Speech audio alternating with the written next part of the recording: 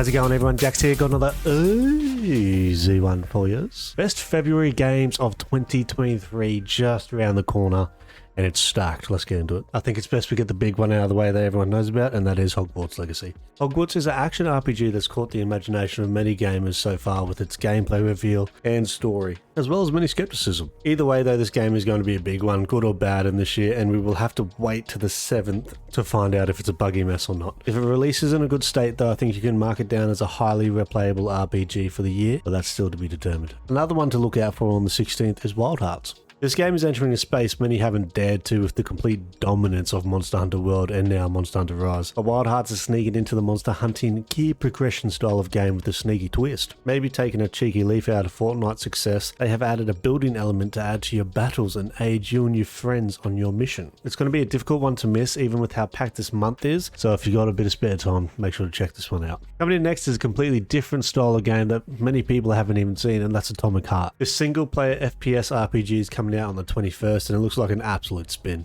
The gameplay is looking very interesting with all the different mechanics and abilities, as well as using your weapon. Also with the accurate real-time damage showing up on the enemies, proving to the effort this team has put into this game. A lot of the general gamers are really sleeping on this game, and I think if FPS is more your style than the first two I've mentioned, definitely check this one out. But if you're chasing an even higher heart rate, you're definitely going to want to check out Sons of the Forest.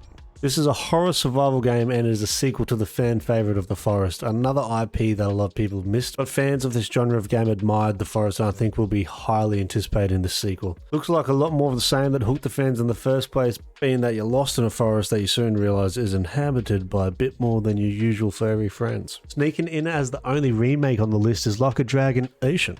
Now, even though this is a remake of the 2014 release, that release was only in Japan. The series is known more of the name Yakuza in the West, but one of the fan favourites of the series is finally releasing out from Japan only 9 years later. As it being a remake from the gameplay and the showing at the showcase last year, it looks very clean and well done, definitely one to keep an eye on. Now to finish off this quick list, it is not a new game but a port. Returnal is coming to PC, winning 2021 Best Action Game Award at the Game of the Year Awards. If you've never seen Returnal, it's a classic day reset every time you die idea and you have to break the cycle, but the gameplay and battle sequences seem to be the hook. If you've never played Returnal, you can now on PC on the 15th. Alright, that's the best games of February. It's a quick list today, mate. I'll try to make it snappy. I'm trying to snap it up, you know what I'm saying? It's absolutely stacked. I did leave out a couple. Now March, I've already had a look at March. March is insane. If you think I've missed one on February, definitely leave me a comment, rip me to shreds. Also check if I'm live and come hang out in the chat, and I'll see you all in the next game.